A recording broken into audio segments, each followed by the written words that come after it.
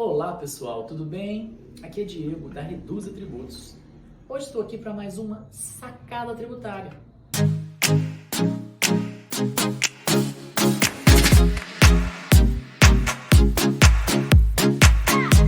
Na sacada tributária de hoje, eu vou falar a respeito de dívidas tributárias, débitos tributários.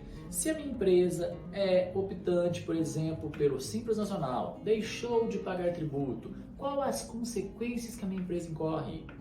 Primeiramente, 20% de multa moratória, Selic, hoje está em 13,75% ao ano, subiu para a Procuradoria, 20% de encargo legal.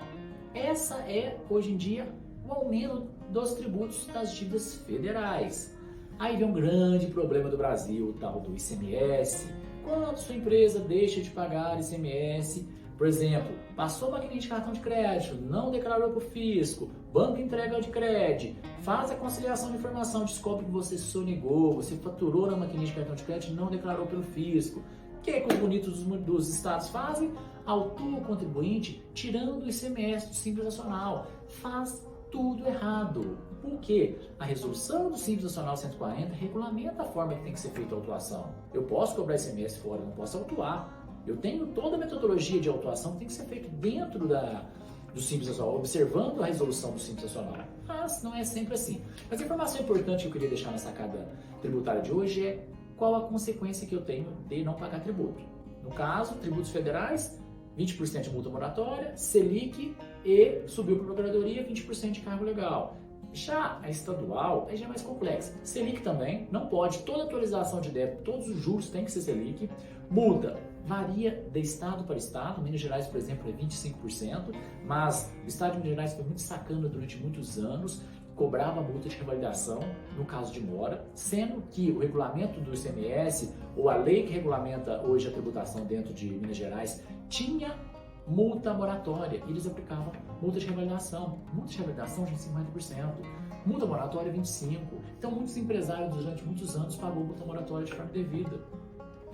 Depois, recentemente, 2, 3, 4 anos aí, o Estado passou a parar de cobrar a multa de revalidação ao invés de cobrar a multa de mora. É um absurdo isso. No caso hoje de municipal, tem a legislação municipal, mas em regra também é Selic, precisa ser Selic. Alguns municípios cobram IPCA mais 1%, mas é ilegal. Então, tem que ficar atento o que pode e o que não pode cobrar de encargo legal, entendeu? Porque tem uma regulamentação específica, a partir de 96 somente pode cobrar Selic para juros moratórios. Multa, hoje tem uma decisão do STF que fala limita a 20%, mas há muitos entes públicos que cobram acima de 20%.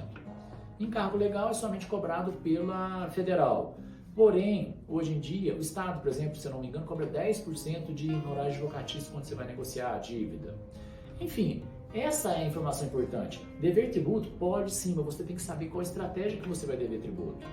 É lógico que eu não estou fazendo apologia de dever tributos, viu, pessoal? Mas pode acontecer em muitos casos vocês deixar porque não tem fluxo de caixa, o fornecedor deixou de pagar e você não tinha fluxo de caixa para pagar. Acontece, entendeu? As empresas entram em crise por isso, depois você vai lá e faz um parcelamento tributário. Sai aí hoje em dia, faz uma transação tributária, que está muito na moda hoje em dia, tem hoje de redução de encargos legais, parcela até 120 meses. Então, tem que usar todas essas estratégias para fazer sua empresa sobreviver, ok? Então, a primeira estratégia muitas vezes é optar por regime de tributação menos oneroso.